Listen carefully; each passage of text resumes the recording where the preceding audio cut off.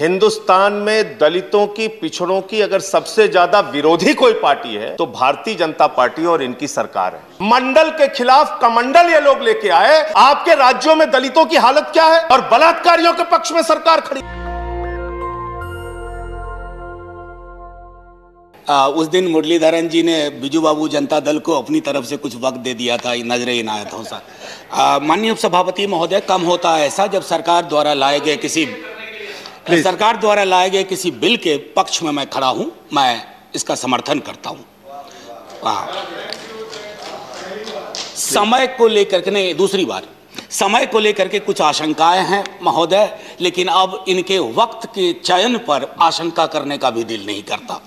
तीसरी चीज है सर, जो कि मैं इसके माध्यम से कहूं कि आसमान की बुलंदी तक पहुंचने वाली जो कुछ संस्थान है हमारे मुल्क में, जो कभी लास्ट होप हुआ करती थी, लॉस्ट होप में तब्दील हो रही हैं। अगर सर बस अभी तो सर वहां दिखा भी नहीं है कुछ, और मैं सिर्फ इतना कहना चाहता हूं, अगर उन संस्थानों में से ये कहा जाए कि 70 वर्ष तो हो गए, कितना और चाहिए, कितना और चाहिए, मैं समझता हूं ये सदन के लिए भी अच्छा संकेत नहीं है।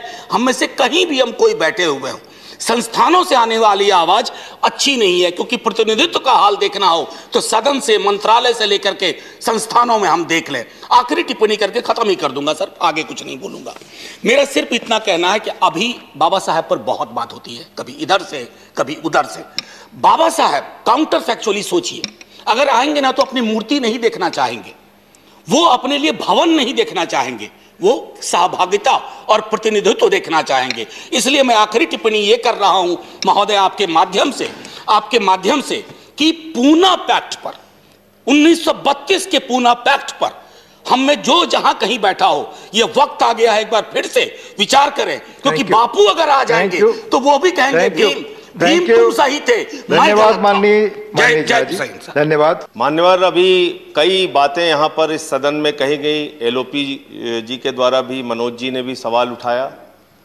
जहां तक इस सरकार का और भारतीय जनता पार्टी का प्रश्न है मान्यवर, हिंदुस्तान में दलितों की, पिछड़ों की अगर सबसे ज्यादा विरोधी कोई पार्टी है तो भारतीय जनता पार्टी और इनकी सरकार है। और यह बात मैं आंकड़ों के साथ कहना चाहता हूं।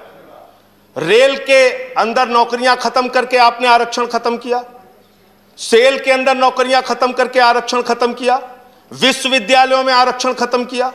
और बड़ी हास्यास्पद बात अभी कही जा रही थी यहां पे कि मंडल कमीशन के समर्थन में भारतीय जनता पार्टी थी। अरे सर, पूरा हिंदुस्तान जानता है मंडल के खिलाफ कमंडल ये लोग लेके आए, और स्वर्गीय विश्वनाथ प्रताप सिंह जी की सरकार को अगर किसी ने गिराया तो भारतीय जनता पार्टी ने वो महापाप और अपराध किया है। आप कैसे आरक्षण की बात करते हैं? आपके राज्यों में दलितों की हालत क्या है?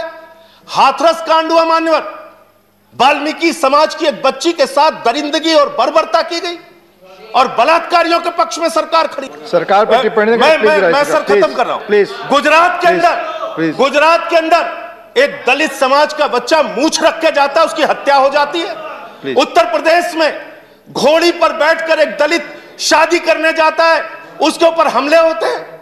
आपके राज्यों में यह हो रहा है। और मैं पूछना चाहता हूं बड़ी विनम्रता पूर्वक, जनसंघ से लेकर भारतीय जनता पार्टी तक एक राष्ट्रीय अध्यक्ष को छोड़ के आप बता दीजिए कौन भारतीय जनता पार्टी का अध्यक्ष आज तक दलित समाज से हुआ है? आज इसको बताइए आप। आपकी इतनी राज्यों में सरकारें बनी, 2 मिनट का समय है सर, आपकी इतने राज्यों में सरकारें बनी, आज इस सदन में आप बताइए दलित समाज के किसी एक व्यक्ति को आपने मुख्यमंत्री किसी राज्य के अंदर बनाया हो? भारतीय जनता पार्टी 94 साल की आपकी विचारधारा, आरएसएस का एक भी प्रमुख आपने दलित समाज से बनाया हो? आप बताइए। Thank you. ये पार्टी अपनी विचारधारा में, अपने मूल में दलितों की, पिछड़ों की विरोधी पार्टी है माननीय। और इसलिए आज पूरे देश में सरकारी संस्थानों को बेचकर चंद पूंजीपतियों के हवाले करके आरक्षण की व्यवस्था को खत्म किया जा रहा है। यह गंभीर सवाल है। और मैं एक टिप्पणी करके अपनी बात खत्म करूंगा। भारतीय समाज में हम लोग एक शब्द सुनते आए, पतिव्रता पत्नियां, पतिव्रता पत्नियां।